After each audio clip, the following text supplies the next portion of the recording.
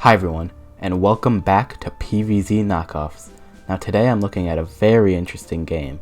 I thought Fish vs Pirates was obscure, but allow me to introduce you to Battle Ranch Pigs vs Plants. Or just Battle Ranch, the name's pretty inconsistent, but whatever. So you might be wondering where I even found this, and well, I searched the deepest depths of Steam looking for some good PvZ clones, and this caught my eye. Just the way it looks so beautifully bad that I just had to talk about it. It also helped that it was on sale. So, let's go. Okay, so we all know the PvZ basics by now. Lane-based gameplay, enemies coming in from the right, yada yada. But you've probably noticed something quite different. Yep, you actually need to water your plants in this game. Kind of.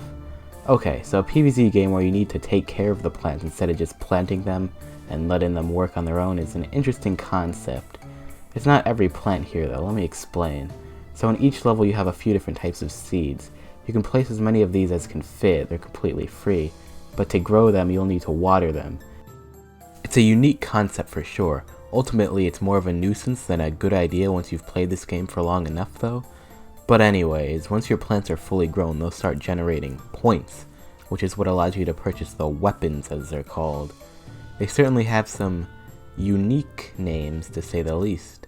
Examples include Starfruit Weapon, Cactus Holder, Flowers Predator, Watermelon Frozen, and Pineapple Blindly? Whatever that is. Also, this is literally just a banana launcher from PvZ too.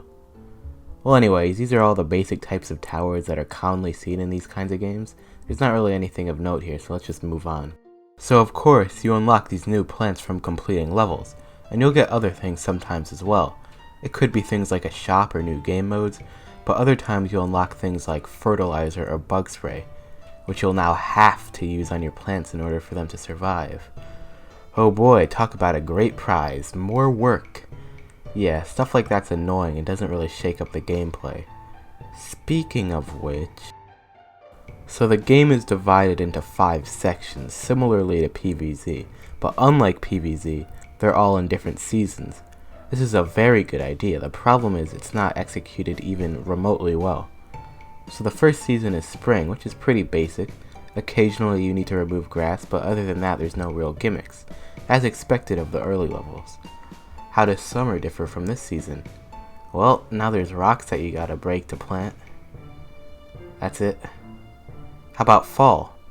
Well, now there's wood that you gotta chop to plant. How about winter? Well, there's some ice you need to... Okay, you see the problem now? The seasons don't differ from each other at all other than visually. This does not help in keeping the already repetitive gameplay fresh. But wait, there's one final shot at redemption. I did say there are 5 different sets of levels after all, and of course there's only 4 seasons. So what are the final levels in this game? The unpredictable season. I feel like that describes most seasons in today's climate, but anyways, in the unpredictable season, it could be a level like any of the other seasons, and yeah, that's pretty much it. Well, there was one level where it was flooded, so you needed to put pots down to plant, and occasionally there were some waves that took out some of your plants, so it's a little more interesting I guess, but not much. So they don't do the best job at keeping things exciting, but at least there are some minigames every so often. I've noticed a lot of knockoffs don't seem to have them, which is dumb since that's one of the main things that keeps PvZ fresh. Not that these minigames are that good, but points for effort. Well, some are fine, like this one is just Vase Breaker, so it plays well enough, but most of them simply boil down to fighting a new type of enemy and or not being able to use all your plants.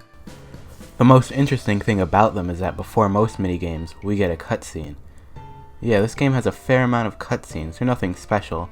They pretty much all consist of the game's antagonist, the boss, doing some magic bullshit to spice things up.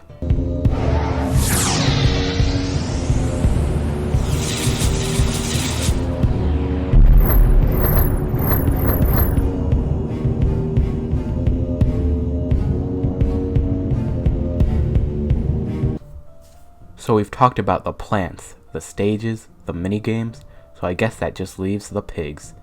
I did talk about the boss for a bit, but we'll get back to him shortly. So the enemies are mostly pretty basic. They have varying amounts of health, and in terms of abilities, it's the standard stuff. Being able to crush or evade your plants in some fashion. But there are a few unique guys, so let's discuss them. There's these dudes who go invisible, kinda like the invisible minigame in PvZ, but they can show up on any level. Also, they make the most annoying sound in the world. There's these Yeti boards who are a projectile-based enemy, like the catapult zombie, except they freeze your plants instantly and are very not fun to fight. Also, there's these guys who can surf on land. Nothing else to say about that. So yeah, once you've held off all these boards for long enough, it's time to fight the boss.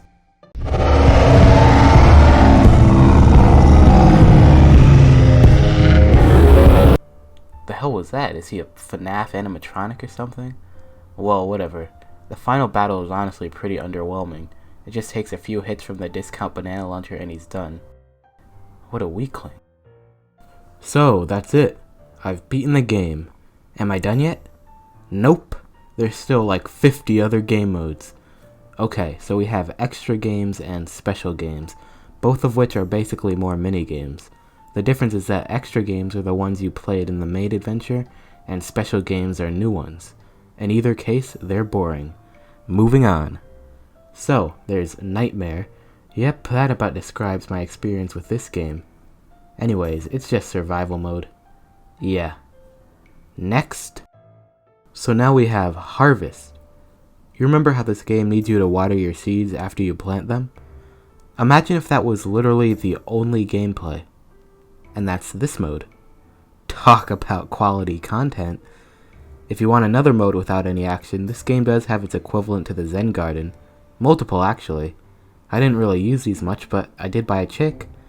I've been feeding him for several days and he hasn't grown up. Is it in real time or something? So like, there's more modes, but I don't know how to unlock them, and to be honest, I don't wanna. I'm guessing it involves beating all the tedious levels and I've had enough. Look, I put 10 hours into this game. Cut me some slack, guys, just this once. I have had more than enough time to finalize my thoughts anyway, so let's just hop into the conclusion. Battle Ranch has some okay ideas, but suffers from the curse that too many knockoffs do, not having enough of its own identity. The levels are boring as hell and extremely repetitive. I'll give props for the inclusion of minigames, and I'll give props for the music. Like, the music is unironically pretty good. I've been using it as background music the whole video. I usually don't do that for knockoffs because they tend to have like 2 songs, but this has about the same amount of tracks as PvZ. Are they as good? Well, no, but they're at least decent and I genuinely like a few of them. So good job, devs. You did something pretty well. You messed up most other things though. But you can get these wallpapers at least. Oh, never mind, bro. This game gets a 10 out of 10 now. One last thing though, this is a ranch, not a farm, so why are we growing plants? I think I'll end the video on that burning question. Thank you for watching. I've been Extra. Have a sublime rest of your day.